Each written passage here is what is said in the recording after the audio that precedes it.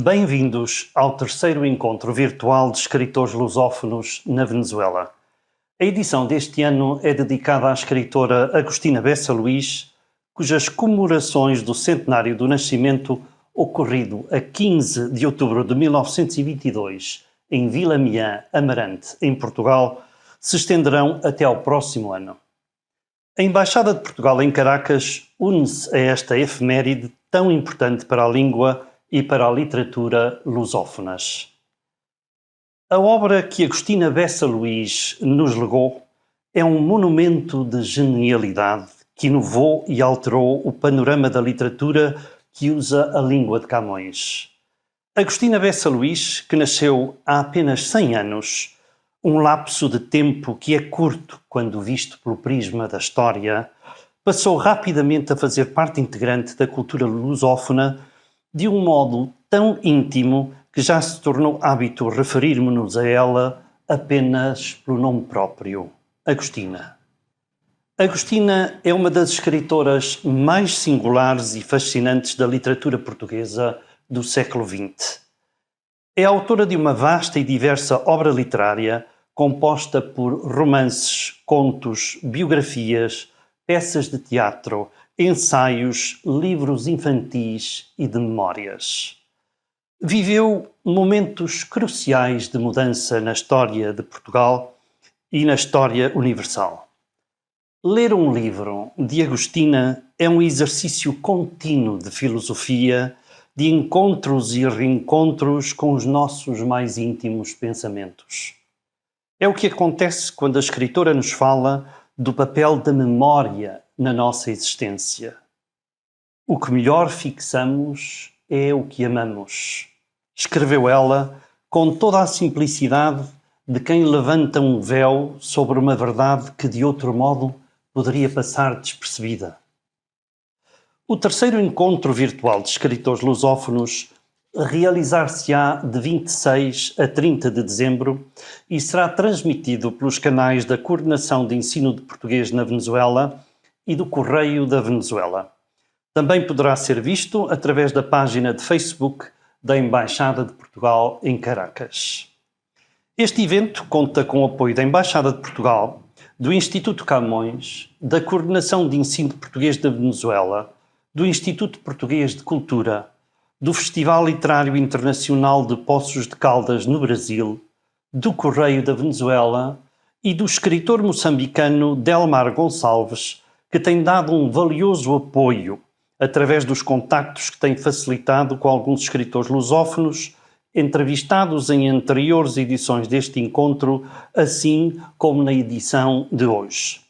A ele, como a todas as instituições que referi, o meu sincero agradecimento por contribuírem de modo tão importante para esta atividade que pretende dar a conhecer o riquíssimo património literário de língua portuguesa de diferentes continentes e contextos culturais diversos. A língua portuguesa é um fator simultaneamente de diversidade e aglutinação de uma identidade multicultural única, o mundo lusófono. Os escritores que este ano foram convidados revelam-nos experiências diferentes, refletidas nas páginas das suas obras. No entanto, todos eles têm um elemento em comum, a língua portuguesa. No encontro deste ano, teremos a oportunidade de ouvir e falar com o jovem escritor português Afonso Reis Cabral, vencedor do Prémio Leia em 2014, com a Cátia Bandeira de Melo Gerlach, escritora brasileira que em 2018 foi galardoada com o Prémio Escritora Sem Fronteiras do Brasil.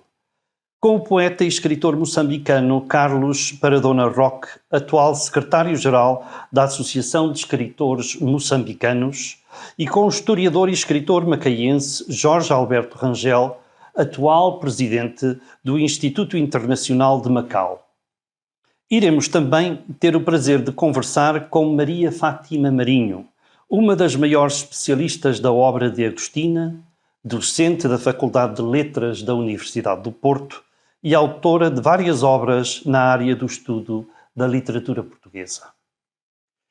Na Venezuela, onde existe uma grande comunidade portuguesa e onde o ensino de português se encontra em expansão, com cada vez mais escolas a ensinar a língua a um número de alunos que não para de aumentar, este evento pretende divulgar o valor que o português tem na atualidade e, sobretudo, a importância que terá no futuro dos jovens e do mundo. Este ano foi especialmente produtivo para o ensino de português na Venezuela, onde, hoje em dia, contamos com mais de 9.500 alunos que aprendem a língua de Camões, dos quais aproximadamente 8.900 no ensino oficial, distribuídos por mais de 30 escolas. Cerca de 110 alunos têm aulas de português em regime extracurricular nas escolas venezuelanas. Por sua vez, as associações da comunidade portuguesa desempenham um papel insubstituível e de crucial importância, ensinando português a mais de 470 alunos na Venezuela.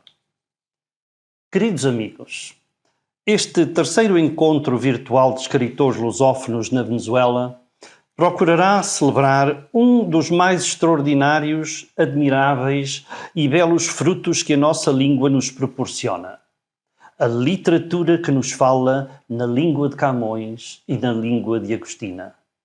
Espero que possam desfrutar e aprender com o que estes autores nos contarão e que será certamente uma homenagem muito especial à lusofonia. Muito obrigado.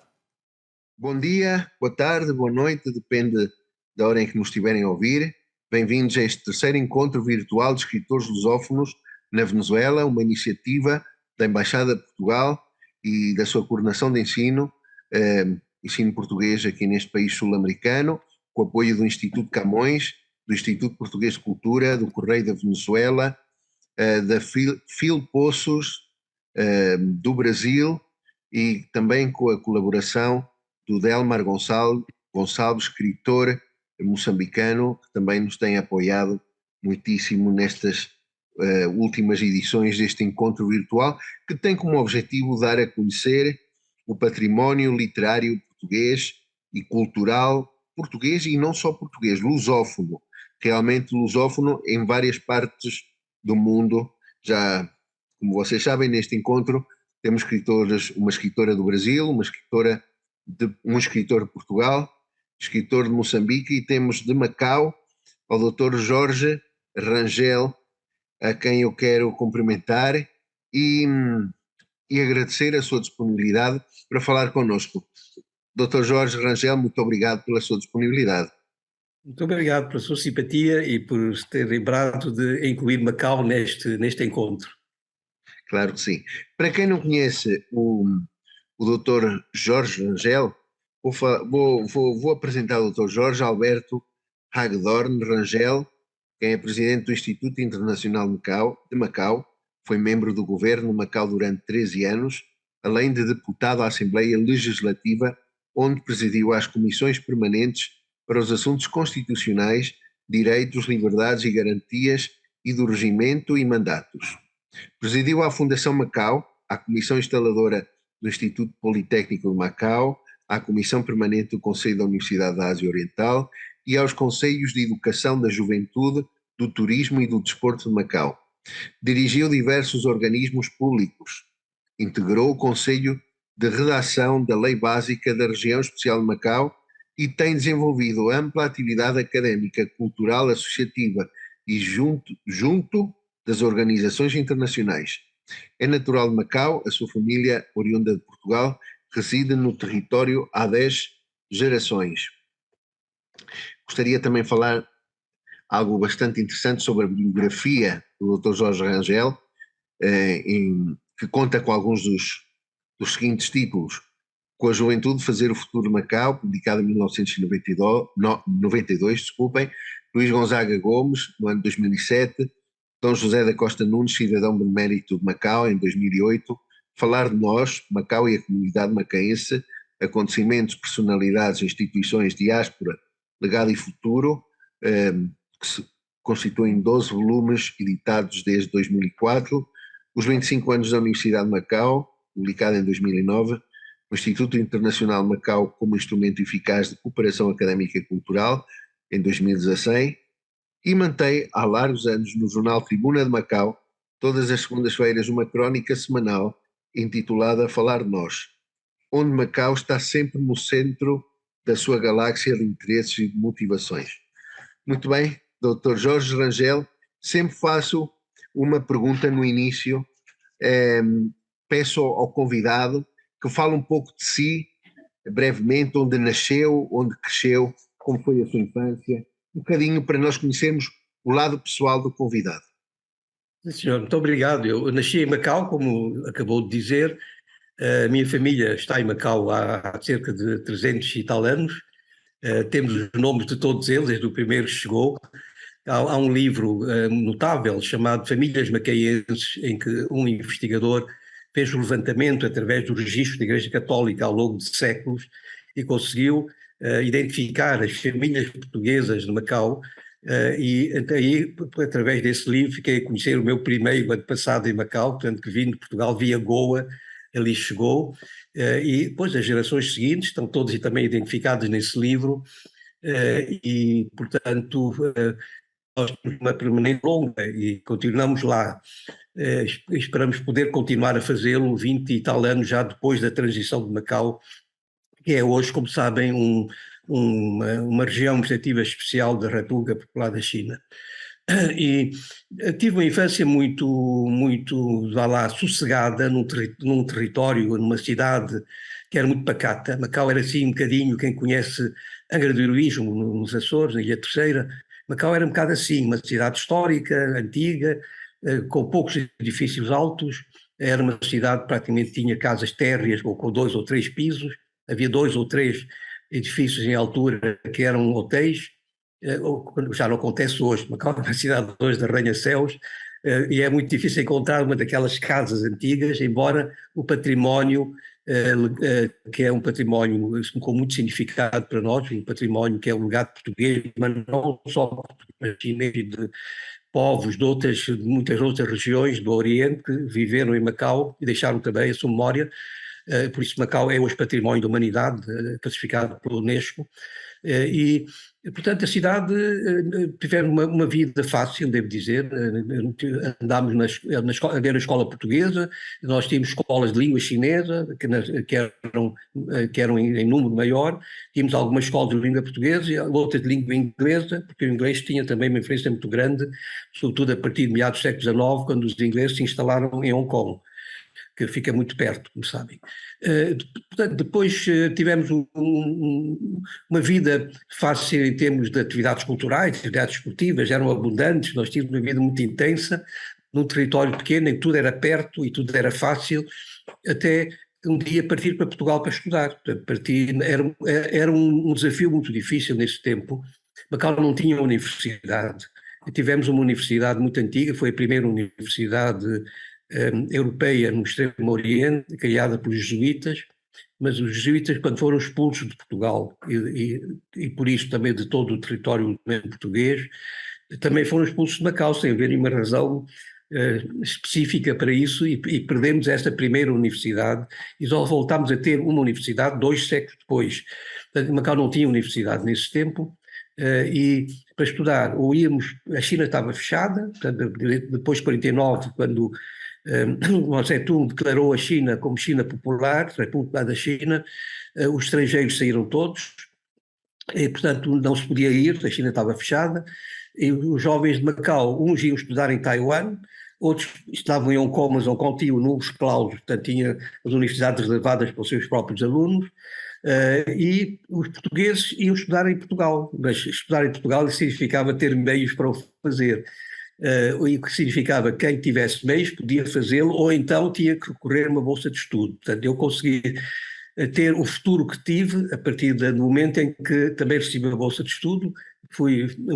Não fui sempre um bom aluno naquela fase da vida, da adolescência, em que temos sempre os nossos altos e baixos, mas quando acabei o ensino secundário tive muito boas notas, embora tivesse feito uma opção diferente, que era fiz um curso, curiosamente um curso de design telegrafista, numa escola técnica que havia em Macau, porque tinha como sonho ver o mundo e queria arranjar um emprego num barco para poder ver o mundo. Mas a bolsa de estudo ditou o meu futuro. Acabei por estudar em Portugal, e a partir de Portugal estudei em várias universidades europeias, e devo dizer que muito do que sou é devido a essa bolsa de estudo que eu recebi. Portanto, esse foi, digamos, em grandes linhas, o meu passado, e a partir daí, iniciando a vida profissional, fui tendo uma atividade bastante intensa, sobretudo em Macau, mas também ligado a organizações espalhadas pelo mundo, e também fiz a vida militar, fui militar na Guiné, ainda durante a chamada Guerra Colonial.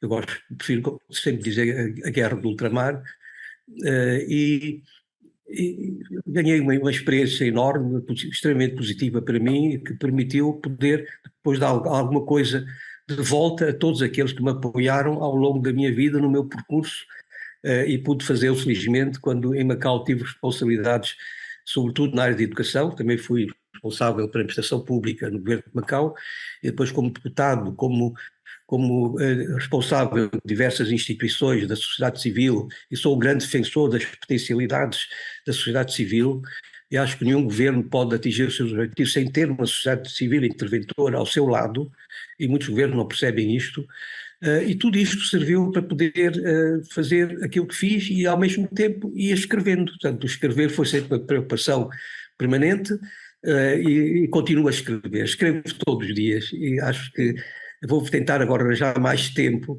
para escrever. Continuo muito ligado a variedíssimas instituições, no Brasil, em Portugal, em Macau, naquele vasto Oriente, e também em organizações internacionais, onde ainda participo em muitas atividades.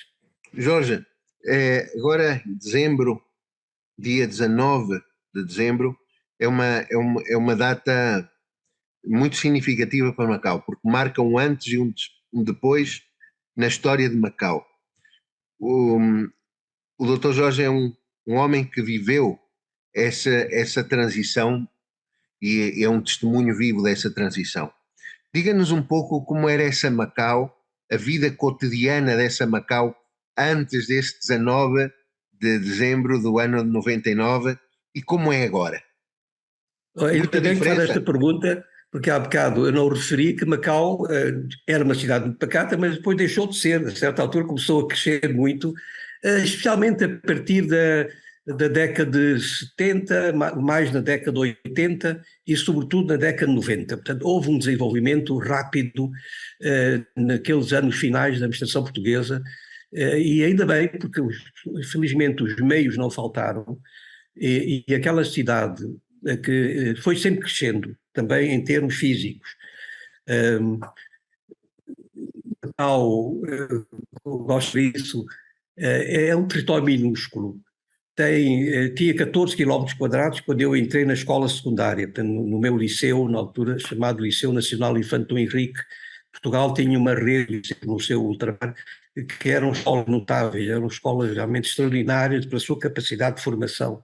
Tanto mais quando nós chegámos à universidade, e muitas vezes tendo professores que nem sequer eram professores do quadro, não tínhamos. Os nossos professores eram mulheres ou esposas de oficiais do exército que estavam em Macau, ou de sargentos, tínhamos uma guarnição militar, eram missionários, padres de várias congregações religiosas, eram profissionais liberais, engenheiros, arquitetos, advogados, etc., que nos davam aulas. E foi assim que a nossa escola secundária funcionou. E mesmo assim tivemos uma excelente formação, porque eram pessoas de uma enorme dedicação, não estavam todos os dias a perguntar quanto é que custava dar mais uma aula ou dar mais duas aulas, porque tinham contratos para dar as aulas que tinham que dar, e a partir daí davam todas outras que fossem necessárias, porque este era o espírito instalado, o espírito de dádiva, o espírito de entrega e o espírito de partilha. E, portanto, tivemos mestres realmente de grande categoria, alguns deles escritores também, que ao longo da história de Macau deixaram os seus testemunhos no papel, e eu sou o homem da área dos livros e defendo sempre que a memória fique escrita, apesar das novas tecnologias agora, continuo a defender o papel e o livro.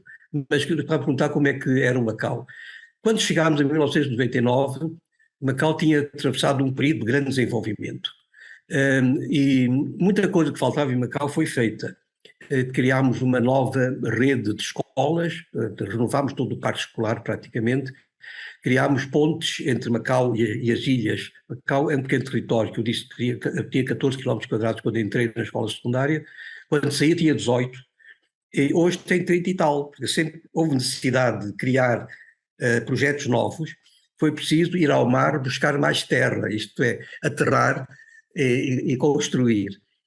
E, curiosamente, quando não havia mais espaço para construir, quando fizemos a nossa Universidade de Macau, a que eu estive muito ligado desde o início, não havia espaço em Macau, então ia ocupar um terreno tão grande. O campus da Universidade de Macau é mesmo enorme, não há nenhum campus, nenhuma universidade portuguesa que se iguale, nem de longe, ao campus da Universidade de Macau. E como não tínhamos espaço, fez-se um acordo com a região vizinha chinesa e ela cedeu uma parte de uma ilha onde o e ficou ligado a Macau através do túnel. Os arquitetos conseguem soluções milagrosas, fantásticas, como foi o caso. Um pedaço de território chinês, Macau hoje também o é, mas as jurisdições são diferentes, e conseguimos estender a Universidade de Macau para uma ilha chinesa que ficou ligada a Macau através de um túnel. E, portanto, Macau cresceu muito. E faltava-nos uma infraestrutura fundamental para a ligação de Macau ao mundo, que era o nosso aeroporto. Portanto, um sonho adiado de muitas gerações foi realizado. E nós tivemos 20 anos a estudá-lo depois para não o construir. Macau, desde o momento da decisão até o momento da inauguração, tinham passado apenas 4 anos. Portanto, houve um empenho das pessoas, consciência de que o tempo era precioso. O aeroporto foi construído com uma enorme rapidez, e aí está, e é uma estrutura altamente lucrativa, e com isso criou-se uma companhia aérea própria, a Air Macau, que também é lucrativa. Estamos num mundo de grande competitividade ali no Oriente, em que tudo o que se faz não é para perder dinheiro, é para ganhar dinheiro. As coisas têm que ser feitas bem, com estudos prévios muito rápidos, mas muito bem feitos, para depois realizar logo a seguir. Portanto, a cidade mudou muito e portanto, com isso a vida. Macau passou a ter muito mais oportunidades com este seu crescimento, passou a ser uma cidade de muitos arranha-céus. Passámos a ter edifícios de 10, 12, 15, 20, 30 andares e hoje chegamos aos 70. Portanto, podem por aí perceber a mudança radical que Macau teve. E depois a transição. Como houve uma alteração na principal receita de Macau, que é o jogo. E porquê o jogo? Repare que cada território, cada país do mundo tem que identificar as suas mais-valias. Ora, Macau, com a sua reduzida dimensão, não tinha agricultura, tinha alguma indústria, até com algum significado. Macau tinha e tem muitas fábricas, apostando no têxtil, apostando nos brinquedos, apostando na eletrónica. Portanto, Macau produz muito, exporta para os Estados Unidos e para a Europa, mas faltava definir a sua principal fonte de receita. Isto foi conseguido há muito tempo, portanto, há muitas décadas, mais de um século. Macau percebeu que era no jogo que podia ter algum futuro, porque era preciso garantir uma receita. E com isto, Macau conseguiu ter, já teve no tempo da administração portuguesa, um ensino gratuito, que era de 12 anos e hoje é de 15, portanto, desde o pré-primário até ao fim do secundário, é gratuito.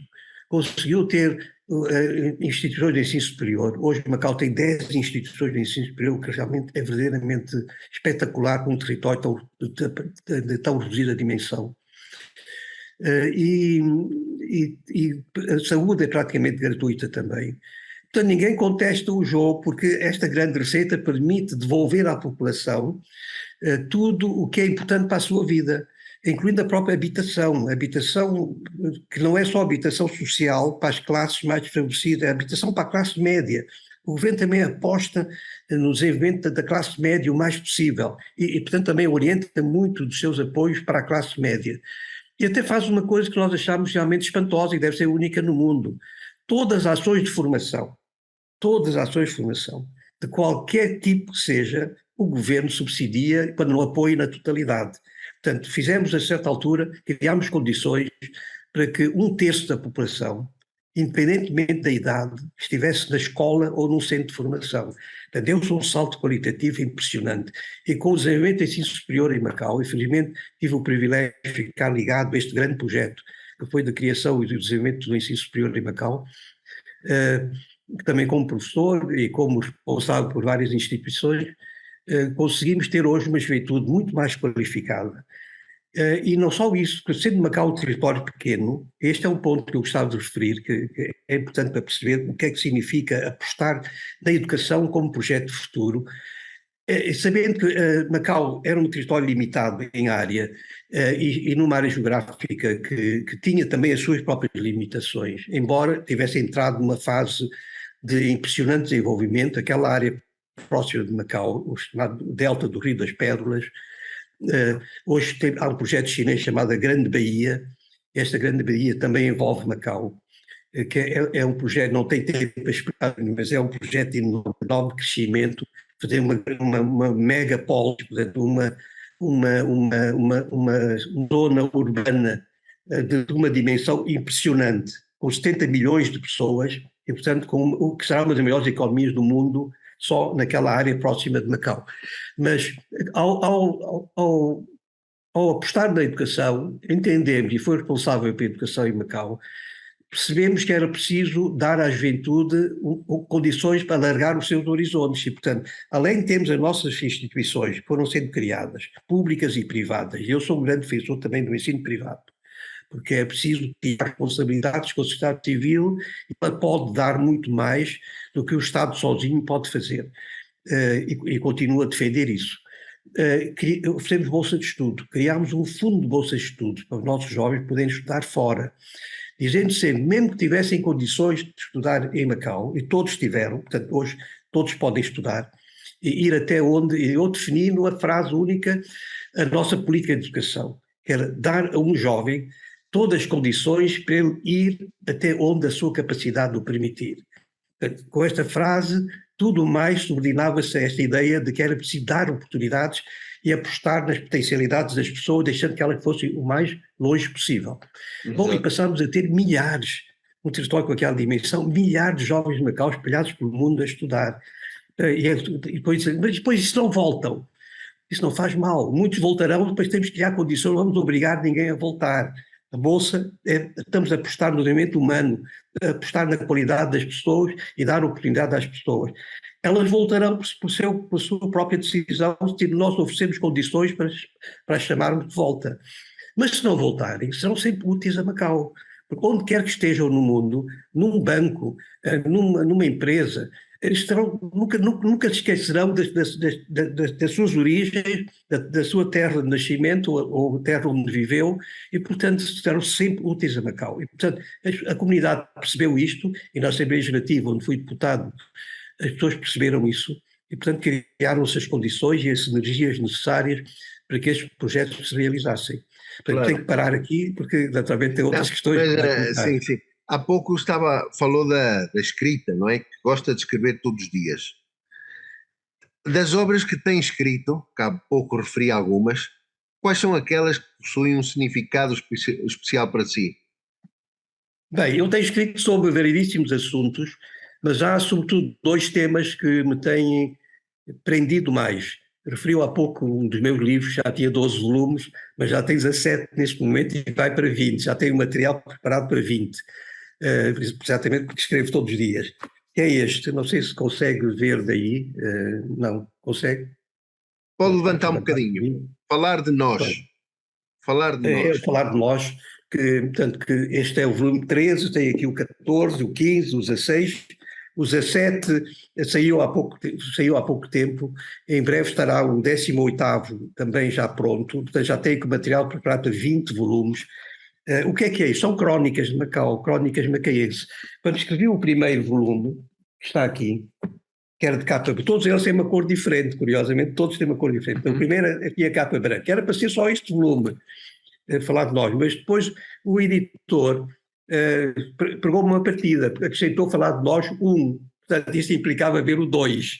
E quando acabei o 2 veio o 3, depois o 4, e espero fechar o livro quando sair o 20º volume. Não sei se continuarei, porque há muitos outros projetos que eu queria desenvolver, que são isso, são crónicas de Macau, em que podem não ser muito úteis agora, mas fica muito da memória aqui apontada, e também pistas para investigadores poderem desenvolver Os temas são impressionantes, de termos de variedade, porque falo aqui dos acontecimentos mais importantes da história de Macau, personalidades que tiveram um papel interventor, instituições de Macau ao longo da história e no presente, a diáspora macaense, que é muito significativa. Temos instituições chamadas Casas de Macau e outras organizações espalhadas pelo mundo também. O legado e o futuro. Portanto, não olhamos só para trás, a história é uma referência permanente, mas as nossas preocupações têm sempre a ver com o amanhã.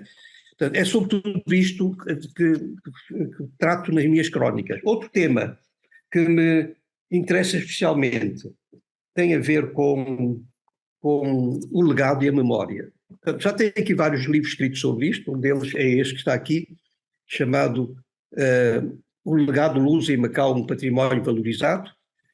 Um outro que é a atualização deste, está aqui, que se chama O Legado Luso na Região Administrativa Especial de Macau, uma reinterpretação do seu significado 20 anos depois, portanto isso foi escrito há 2 anos. Outro chamado Preservação e Valorização do Legado Luso em Macau, e este que é da Universidade Católica, chamado A Preservação e a Valorização do Legado Luso em Macau. Este é outro tema que me interessa muito, escrever sobre a memória, mas também escrevo biografias. Referiu há pouco a biografia de Dom José da Costa Nunes, foi um grande bispo de Macau, depois foi cardeal em Goa, cardeal patriarca, e também esteve no Vaticano. Dom José da Costa Nunes, aqui está a biografia de Dom José da Costa Nunes. Tenho também sobre uma figura singular de Macau, uma figura notável, que era o Luís Gonzaga Gomes, foi meu professor. É um homem que tinha poucos estudos, mas foi um grande professor, aquilo que podemos dizer em inglês um self-made man, portanto um homem que se fez a custa do seu próprio esforço. Foi um pouco de tudo, foi diretor da Biblioteca Central de Macau, foi diretor dos arquivos de Macau, dirigiu uma revista chamada Revista do Instituto Luís de Camões, que ele criou em Macau. Era também ligado à área da música, foi o coordenador do Círculo de Cultura Musical de Macau. E foi meu professor, era meu professor, tendo menos habilitações do que todos nós que estávamos na escola, o que realmente é espantoso. Mas também havia um espírito aberto das pessoas para reconhecer a qualidade de quem, através do seu próprio esforço, conseguiu ir mais longe do que seria normal.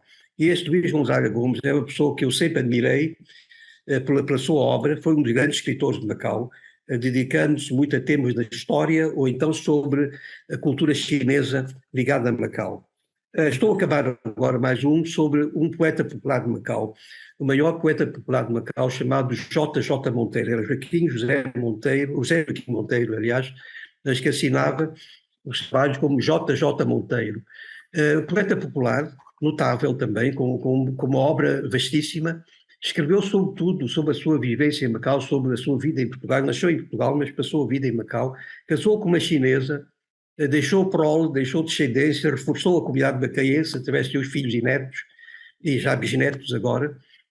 E é outra figura de referência. Quando há pouco tempo me convidaram para escrever um capítulo num livro que vai sair brevemente, que se chama Olhar Macau pelos Livros, e convidaram-me a escolher um livro. E escolhi um livro dele, porque é realmente escreveu em poesia popular, o livro, a história, chama-se, o título é muito apelativo, chama-se Macau vista por dentro. O título é muito apelativo, mas o conteúdo é realmente espantoso. Ele conta a história de Macau toda, em verso popular, que Portugal nunca valorizou muito. O Brasil, sim, portanto, todo aquele Nordeste brasileiro continua a dar muito valor à chamada literatura de cordel, a literatura popular, a poesia popular. Portanto, tem dedicado muita atenção a este poeta, e a próxima biografia será sobre ele. E escrevi dezenas de prefácios, dezenas de livros, não sei quantas dezenas foram, mas já foram muitas, e também gosto de escrever ensaios sobre temas variados, referi já alguns. Tenho este aqui, que é um estudo sobre a administração pública de Macau, porque também fui responsável pela administração pública, defendendo sempre uma administração virada para as pessoas, tendo as pessoas sempre como referência, dizendo sempre aos meus funcionários que o patrão deles eram as pessoas que usavam os serviços. e, portanto, sabendo que as pessoas a que eram os seus patrões tinham que trabalhar para as pessoas, olhando para as pessoas, recebendo as pessoas e tratando bem as pessoas. É isso que eu também defendo neste trabalho, que é uma apreciação crítica da administração pública de Macau. Este foi, para mim, um trabalho também que foi importante para mim próprio, que é, com a juventude, fazer o futuro de Macau. Portanto, lançando aqui as minhas ideias sobre qual pode ser o papel da juventude a pensar o futuro e, sobretudo, a construir o futuro. Em colaboração, como este que está em inglês, Macau in Coimbra, é um conjunto de trabalhos de personalidades sobre estudos chineses. Portanto, coordenei esta edição juntamente com mais 3 colegas. O outro saiu na Universidade de Aveiro, tem estes 2 volumes, chama-se Diálogos Interculturais Portugal-China. Tem aqui o meu nome, juntamente com mais 5 ou 6 colegas. Tenho feito este trabalho assim, em colaboração também com outros, e, portanto, é um trabalho de todos os dias encontro alguma inspiração, nas altas horas da noite, entrando para a madrugada dentro, até às 3, 4, 5 da manhã, normalmente a hora em que vou dormir são 5 da manhã, portanto, são aquelas horas, aquela placidez da noite, aquele sossego, aquela serenidade que me dá condições para poder escrever mais do que se o fizesse durante o dia. Sim. Jorge, é na atualidade presidente do Instituto Internacional de Macau. Qual é a missão desse instituto? O Instituto não é uma entidade governamental, é uma entidade da sociedade civil, portanto, volto sempre a este tema, que tem uma missão muito específica. Quando estávamos ao fim do período de transição, nós sentimos a necessidade de reforçar ligações com entidades culturais e universitárias e outras académicas do mundo, especialmente do mundo de língua portuguesa. Então concebemos uma instituição nova, no contexto das instituições que já existiam de matriz portuguesa, criámos esta, que nós dizemos sempre que é uma instituição de Macau, de matriz portuguesa, aberta ao mundo. Aberta ao mundo em que medida? Nas relações culturais, nas relações académicas, que procuramos manter e desenvolver com instituições de outros países. Há pouco tive a oportunidade de dizer que assinámos 10 protocolos de cooperação, mas a nossa preocupação não é assinar um protocolo para a fotografia, para depois deixar um papel esquecido numa gaveta qualquer. Sempre que assinamos um protocolo, temos logo um projeto para começar. E a partir daí, um projeto arrasta outro e mais outro e mais outro. Assinámos 20 protocolos com instituições brasileiras e começámos pelo Brasil. Não só pelo acolhimento, que sentimos que foi mais fácil do que até em Portugal, mas também por grande interesse que a China tinha nas suas relações com o Brasil. Acreditando nas potencialidades do Brasil, e eu também acredito muito, porque quando era miúdo dizíamos que o Brasil é o país do futuro. E eu perguntava, e quando é que é o país do presente? Quando é que chega o presente? Nas conversas com meus amigos brasileiros, conversamos também sobre este tema. O que é preciso fazer para que o Brasil se afirme com todas as suas potencialidades? E chegamos sempre a algumas conclusões. Temos até uma ligação com a Escola Superior de Guerra do Rio de Janeiro, porque eles também estão interessados em acompanhar o desenvolvimento da situação estratégica na região Ásia-Pacífico, onde Macau se insere. Portanto, com a nossa limitada geografia, Macau teve sempre uma ambição maior do que a sua geografia. Portanto, e sempre o fez e quer continuar a fazê-lo. E através de instituições como o Instituto Internacional de Macau, pode continuar a desempenhar este papel. Temos ligações com instituições dos antigos países africanos, antigos territórios ultramarinos portugueses, agora países de língua portuguesa, países africanos de língua portuguesa, e também nesta rede de instituições, obviamente também temos Portugal, e trabalhamos com várias instituições, com bastante assiduidade e oportunidade, e também estamos ligados a instituições de fora, portanto as nossas casas de Macau, que são sempre entidades que colaboram connosco nas nossas iniciativas, e também instituições académicas de vários países europeus e também dos Estados Unidos e do Canadá. Portanto, este é o papel essencial.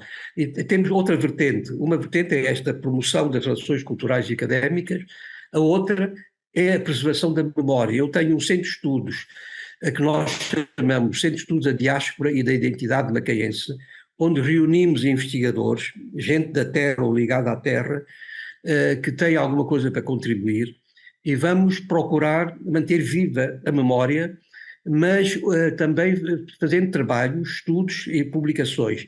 A entidade que mais publica em Macau neste momento é o Instituto Internacional de Macau. Publicamos mais do que qualquer universidade em Macau. Fazemos também cursos, fazemos ações de formação variadas, e temos uma responsabilidade multifacetada, portanto, fazemos imensas coisas diferentes, temos com estes dois propósitos fundamentais: promover relações culturais e académicas e preservar a memória através de estudos e edições. E somos, neste momento, o principal editor em Macau, fazendo em português, em primeiro lugar, em segundo lugar, em chinês, que é outra língua oficial de Macau. O português continua a ser língua oficial ao lado da língua chinesa, embora a língua chinesa seja muito mais falada, mas é muito mais falada não o mandarim, que é a língua oficial, mas sim o cantonês, o cantonense. Temos cantonense referindo-se ao dialeto, ou cantonês, que consideramos que é uma língua, que até é o chinês da região de Macau e que tem a sua sede em Cantão. Mas é preciso perceber que, por exemplo, Cantão é uma província da China, são 30. Só essa província tem mais de 100 milhões de pessoas, portanto, tudo aquilo é muito grande. Macau é minúsculo e tem uma importância grande neste contexto, e procura ter o seu papel até dentro deste grande projeto da China, que é a Grande Baía. Também estudamos o papel da China no mundo, aquele seu projeto de dimensão universal, chamado Uma Faixa e uma Rota, no Brasil chama-se Cinturão e Rota. Portanto, trabalhamos nisso e também publicamos em inglês e começámos até, já tivemos o nosso primeiro trabalho em espanhol, só um para já, mas se calhar vamos ter mais no futuro. Falamos agora há pouco do Instituto Internacional de Macau e da sua missão e das atividades que desenvolve, Jorge. Depois destes anos em que o Macau novamente é parte da República Popular da China, como analisa hoje em dia a presença de Portugal em Macau? Sim, a presença de Portugal em Macau neste momento não é uma presença fraca. Continuamos a ter uma presença bastante significativa de portugueses, mesmo sem referir aqueles que já estavam em Macau e que nasceram em Macau ou velhos residentes, continuam a chegar portugueses. O problema da pandemia, que afetou toda a gente, acabou por prejudicar um pouco esta situação que queríamos que fosse sempre continuada, mas houve uma interrupção, como aconteceu no mundo todo, nestes movimentos de pessoas, não é? E, portanto, Macau adotou algumas medidas, talvez excessivamente rigorosas, porque obrigou toda a gente acabada de chegar a fazer uma quarentena, que não era uma quarentena qualquer, era num hotel, mas não é como qualquer pessoa que chega e fica num hotel. Era num hotel escolhido pelas autoridades, ou vários hotéis, dentro de vários, eles é que escolhiam. As pessoas eram obrigadas a ficar uma semana no hotel, mas fechadas no quarto, muitas vezes em hotéis cujos quartos não tinham janelas que não se abriam, porque um ar-condicionado instalado em muitos destes grandes, Macau tem hotéis enormes, um deles tem 3.500 suítes, e toda a gente achou espetacular ter um hotel com essa dimensão, e naquele espaço com casino, com salas de reuniões, com centros de exposições, com uma quantidade de outras atividades, centros de congressos, etc. E pouco depois em frente estava construído e inaugurado o maior Sheraton do mundo, com 4.000 quartos, portanto, só hotéis de uma enormíssima dimensão. E na Europa não conheço nenhum hotel que tenha esta dimensão. E as pessoas vão para um quarto e ficam fechadas, não podem pedir o serviço de quartos, o serviço de refeições, o chamado room service, porque ficam sujeitos a refeições preparadas que são colocadas à porta do quarto, e a pessoa está uma semana sem ver ninguém, não pode ver ninguém, porque nem sequer pode sair do quarto. Eram condições consideradas pelas pessoas, e isto nas pessoas que testavam negativo, que tinham as vacinas tomadas, e que à chegada eram obviamente testadas e continuavam a testar negativo, e ainda tinham que ficar no aeroporto à espera 7 horas, às vezes 6 ou 7 horas até vir o resultado. Então tornou-se extremamente incómodo as pessoas chegarem a Macau. Portanto, os turistas deixaram de vir em Macau, em 2019, teve mais de 30 milhões de turistas. Realmente é incrível como um território tão pequeno que recebia tanta gente. 30 milhões, portanto, não é um número qualquer.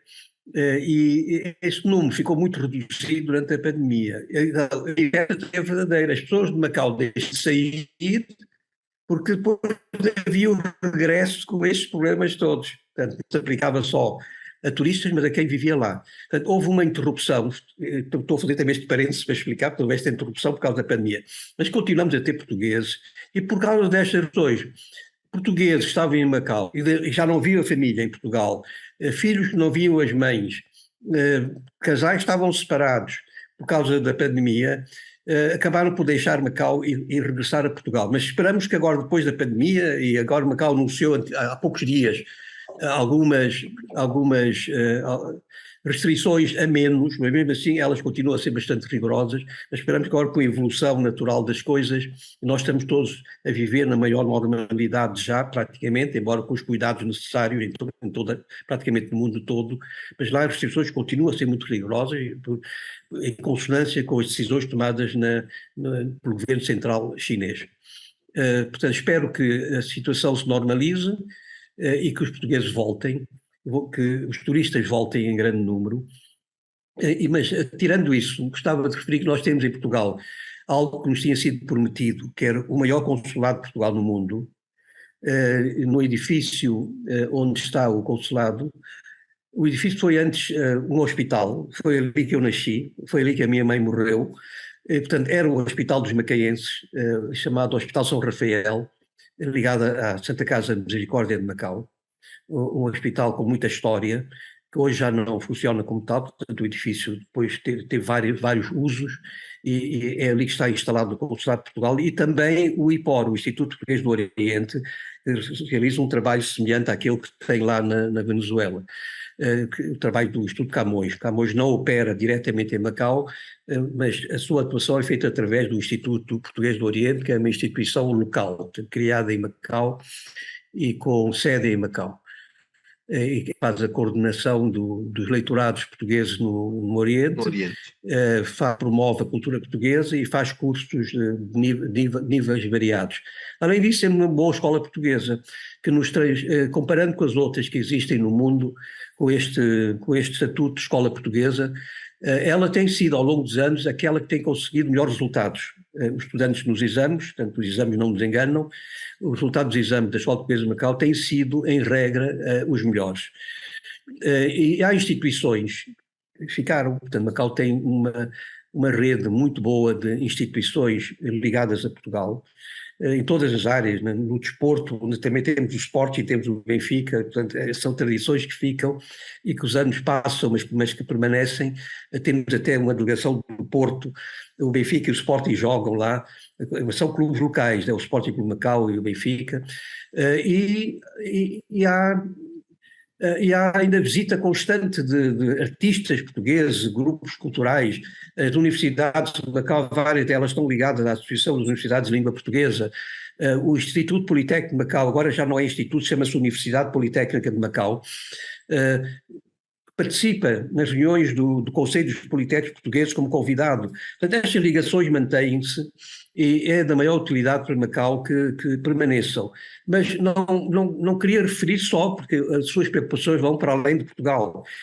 Não queria só referir Portugal, mas o mundo lusófono em geral tem em Macau um ponto de apoio importante. Macau, a China, percebendo a vocação histórica de Macau, criou lá o secretariado permanente de uma instituição chamada Fórum para a Cooperação Económica e Comercial entre a China e os países de língua portuguesa. O nome é um bocado difícil de pronunciar porque é longo. Portanto, na prática, as pessoas chamam aquela instituição pelo Fórum Macau. Portanto, o Fórum Macau tem tido sucesso porque conseguiu juntar em Macau participantes ou representantes de todo o mundo lusófono.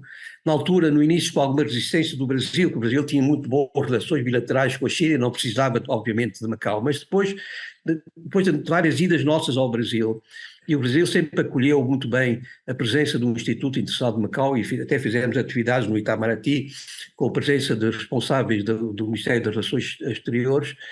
sempre bem recebidos, e de muitas outras instituições brasileiras. Até foi feita uma declaração numa das nossas reuniões ou num dos nossos seminários de uma responsável equivalente a um secretário de Estado em Portugal, que disse inequivocamente que o Brasil estava muito interessado no desenvolvimento do Fórum de Macau. Bom, a partir daí a participação passou a ser muito mais intensa, faltava São Tomé e Príncipe, porque São Tomé e Príncipe não tinha relações diplomáticas com a China. Mesmo assim, chegava a ter participantes em ações de formação, ninguém criava obstáculos, e agora que já tem relações diplomáticas com a da China, esta situação foi ultrapassada, já não há nenhum complexo em relação à participação de pessoas de Santo Tomé, que são muito bem-vindas. Portanto, neste momento, todos os países de língua portuguesa estão representados no Fórum.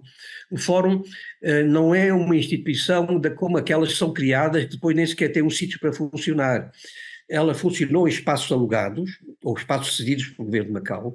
Hoje tem um edifício gigantesco, geralmente lá as coisas não são feitas a brincar. Portanto, o Fórum tem um edifício enorme, onde tem salões de exposições, exposições permanentes de produtos portugueses e do mundo lusófono, tem centros de reuniões, tem salas de reuniões, tem um centro de congressos, portanto, tem uma quantidade de instalações que permitem desenvolver simultaneamente várias atividades.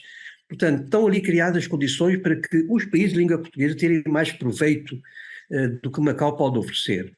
Nem sempre isto tem acontecido, mas alguns países, como é o caso de Timor, infelizmente a nossa ligação de Timor é muito intensa, até ao longo da história Macau e Timor chegaram a estar ligados, chegou a haver uma província de Macau e Timor. E Timor era um distrito dependente de Macau.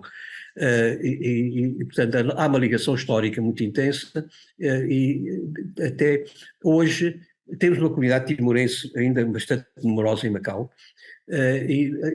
Macau transformou-se, e este é um aspecto que vale a pena frisar, num grande centro de formação para quadros dos países de língua portuguesa, nas mais variadas áreas, sobretudo de formação técnica específica, em cursos intensivos de curta duração. Eu tenho recebido levas sucessivas de jovens quadros dos países de língua portuguesa. É um serviço utilíssimo que Macau pode prestar, porque Macau não quer só que Portugal esteja lá a dar alguma coisa. Portugal não precisa de pagar nada do que se faz em Macau, porque o governo de Macau percebeu a dimensão destes projetos e paga. A própria escola portuguesa é em larga medida sustentada pelo governo de Macau e não pelo governo de Portugal. Há uma fundação que toma conta dela, também estou ligado ao Conselho Curador desta fundação,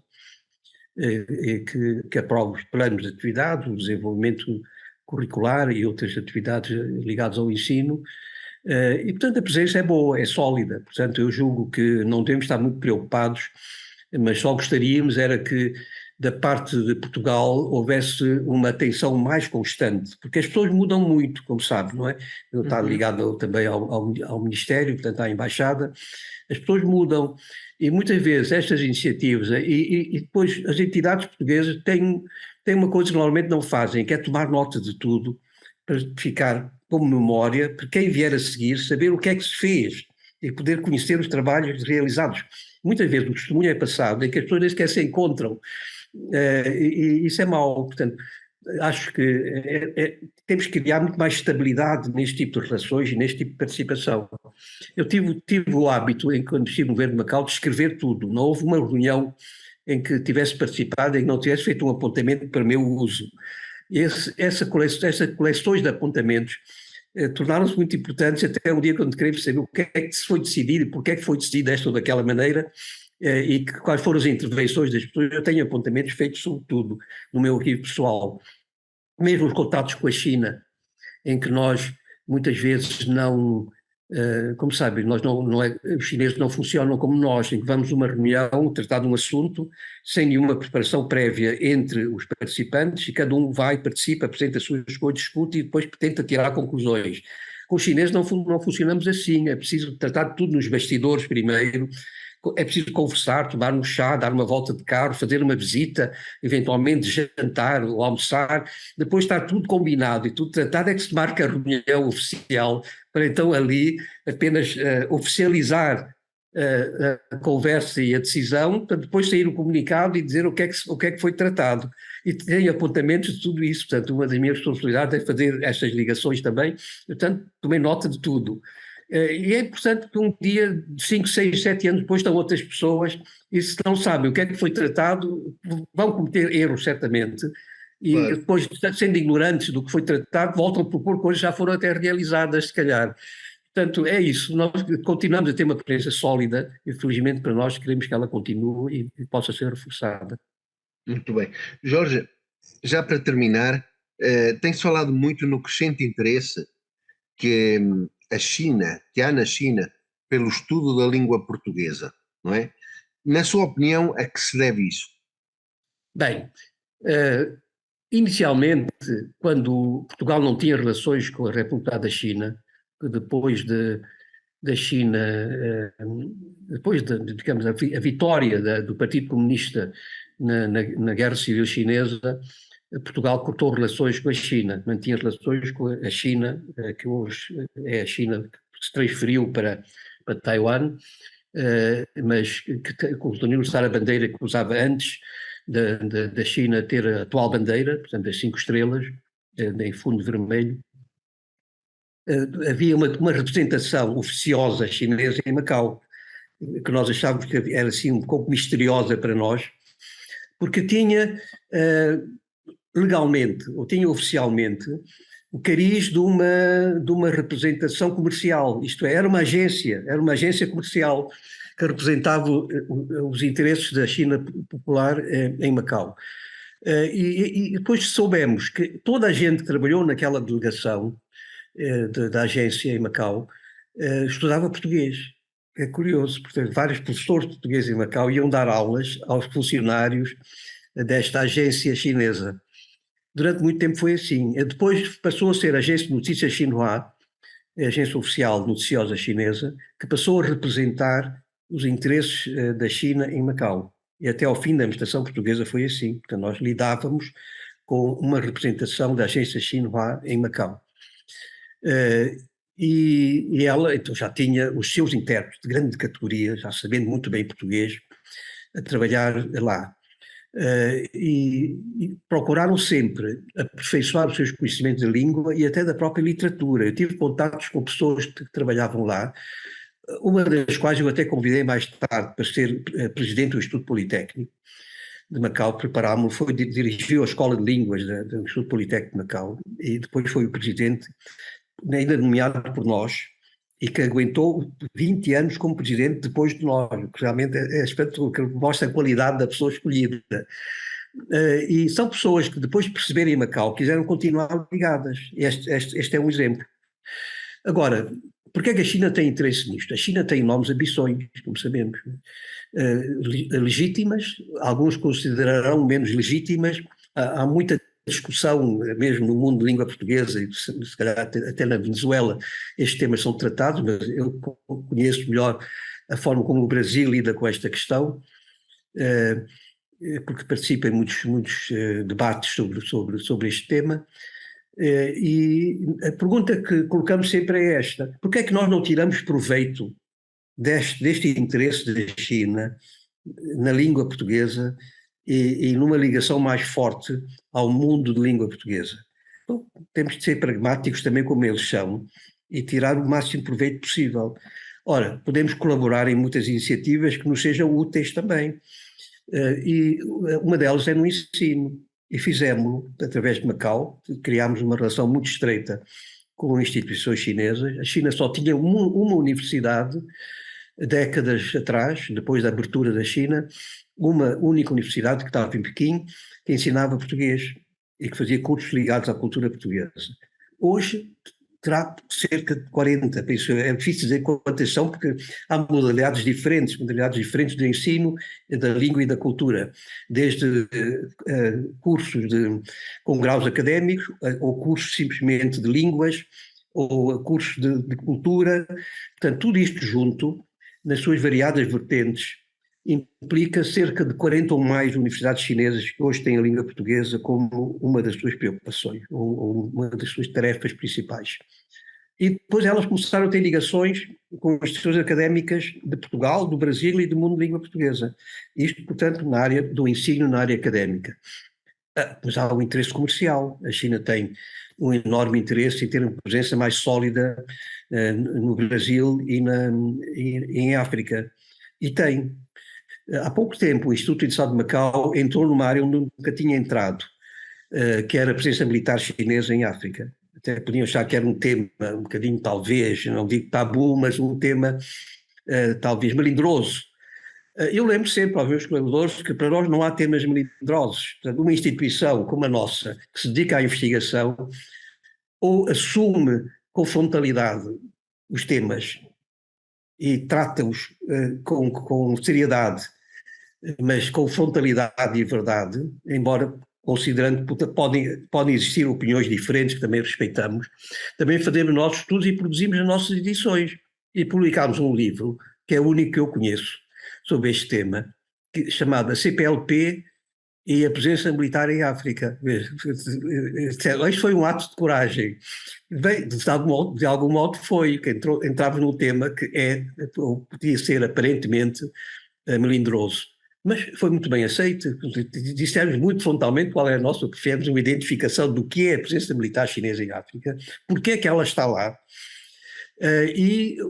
Alguns militares colaboraram connosco, sobretudo um que é professor no Instituto Superior Militar de Portugal, o antigo Instituto de Altos Estudos Militares, disse claramente que achava que devia haver uma ligação mais próxima entre a CPLP e a presença chinesa. Não podemos ignorá-la porque ela é uma realidade crescente. E defendeu isto num seminário que nós organizámos, que é curioso, portanto, está a ver, porque nós entramos nestes temas todos e procurando aprofundar tudo isto. Fizemos um livro muito bom, que eu, por acaso, também trouxe aqui, fiz aqui uma seleção dos livros, chamado A Descoberta da China nos Países Lusófonos. É o título. O que é isto? É explicar o turismo na China e nos países lusófonos. Portanto, juntámos aqui o essencial das atrações turísticas da China num capítulo e dedicámos um capítulo a cada um dos países de língua portuguesa. Eu fui um dos coordenadores desta edição. Portanto, entramos em muitas áreas variadas, tentando perceber o papel da China, tentando interpretar as suas ambições, tentando perceber o lado pragmático destas questões e também sugerindo qual é a nossa capacidade de resposta perante estes desafios que são constantes. Claro que há variações nas orientações superiores, principalmente sempre que há mudanças de liderança política, há orientações provavelmente diferentes. Então vamos também acompanhando, vamos comparando, vamos estudando e vamos também trazendo as nossas soluções e as nossas sugestões. Tudo feito de uma forma muito descomplexada e com o maior rigor possível. E somos reconhecidos exatamente pelo fator utilidade, que é por não estarmos preparados para saber o que é que eles pensam, para depois batermos palmas e escrevermos aquilo que julgamos que eles gostariam que escrevêssemos, mas independentemente disso, nós damos as nossas opiniões em resultado dos nossos próprios estudos. Até fizemos uma coisa curiosa, que quando foi lançado aquele projeto da Grande Baía, portanto, que é um projeto chinês muito ambicioso para tal megapolis, ou uma megalópole, que é outra palavra que não é muito usada, mas que existe, uma megalópole, com 70 milhões de pessoas, portanto, uma zona urbana enorme, estava tudo em estudo ainda, e antes do governo de Macau definir qual o seu papel dentro deste projeto da Grande Baía, nós já tínhamos um livro em preparação. Então, quando saíram as orientações oficiais, o nosso livro passou a ter duas partes. A primeira parte era o que é que nós achávamos que Macau podia fazer dentro deste enorme projeto da Grande Baía. E ao lado, a segunda parte, era o que é que o governo de Macau achava que Macau podia fazer sobre o seu papel na Grande Baía. Portanto, estou isto apenas como um exemplo da nossa forma de funcionar. Acompanhamos tudo muito de perto. A China desenvolve a língua portuguesa, desenvolve o ensino de língua portuguesa, percebeu a dimensão do mundo de língua portuguesa. Na nossa conversa, antes da gravação, falámos da importância da língua portuguesa no mundo. Não é? A língua portuguesa, eu acredito muito no valor da língua portuguesa. Muitas vezes vejo em conferências as pessoas dizer que a minha pátria é a língua portuguesa. Então é fácil dizer isto, mas o que é que isto significa na realidade? quais são os desafios que estão ligados a esta ideia? O que é que nós podemos fazer? Que capacidade de resposta podemos ter? E se não temos neste momento, como é que podemos criá-las? Estas capacidades, como é que podem ser criadas? Portanto, há aqui um mundo de coisas que não só devemos estudar, mas devemos estudar com um sentido de futuro, isto é, procurar caminhos novos para que Portugal tenha um papel interventor muito maior. E volto a dizer isto, esse papel tem que ser descomplexado não só as nossas relações com os países africanos. Há memórias muito positivas, como podem existir memórias negativas, mas temos que assumir por inteiro tudo. Portanto, o passado é o passado, nós já não podemos modificá-lo e temos que assumir, sobretudo, aquilo que fez com que existisse uma CPLP, um mundo de língua portuguesa, uma língua que nos torna a todos quase irmãos, porque é também uma língua de afetos, não é só uma língua de comunicação. O inglês é uma língua de comunicação universal, mas o inglês não é uma língua de afetos. O português pode ser cada vez mais uma língua de afetos. Eu quando vejo alguém em Angola, no dia em que Portugal joga, estar interessado em acompanhar o jogo de Portugal e anda com o jornal a bola na mão, ou em Timor, que fazem um cortejo de motorizadas no dia em que Portugal ganha, eu tenho que dizer, este é um desafio que Portugal tem que saber assumir. E, portanto, está aqui imenso que é preciso fazer ainda. E se nós soubermos assumir isto de forma descomplexada, eu creio que Portugal pode ir muito mais longe. E aquele Brasil imenso, aquele Brasil extraordinário, que tem um Ministério de Relações Exteriores com grande capacidade. Eu conheço, fui lá, vi as edições que eles têm. Eles estudam muito as relações com a China e percebem a China muito bem, muito melhor do que Portugal percebe. Mas Portugal tem uma relação antiga, uma relação que não resultou de uma presença europeia forçada ou imposta. Os portugueses chegaram, naturalmente foram ficando, houve um interesse mútuo nas relações comerciais, foram ficando e ficaram até hoje. E quando nós chegámos em 1999, e julgo com este ponto posso concluir, a não ser que tenha mais alguma pergunta a fazer, é que quando chegámos aos últimos dias de 1999, quando perguntámos e vimos que estava uma obra realizada, um esforço enorme feito ao longo de 10 anos, com insuficiência naturalmente, porque a parte mais difícil foi formar os quadros, apostar nas pessoas. Eu, como disse, podíamos construir um aeroporto em 4 anos, mas é lá. E podíamos fazer uma ponte em 2 anos, mas é lá. Agora, as pessoas não se formam em 2 anos nem em 4. Portanto, tínhamos de formar dirigentes para o futuro, que exigia muito mais tempo que nós já não tínhamos.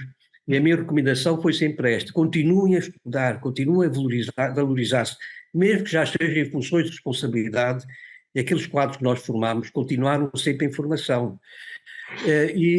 O que é que eu queria dizer para terminar? É exatamente esta ideia de que, para além de nós, hoje há muito futuro que falta construir.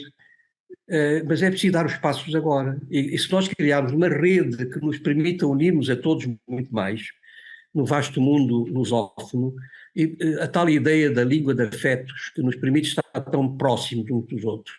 Quando ouvimos alguém falar português e estou no aeroporto, nós falamos com a pessoa logo, não é? De onde é que é?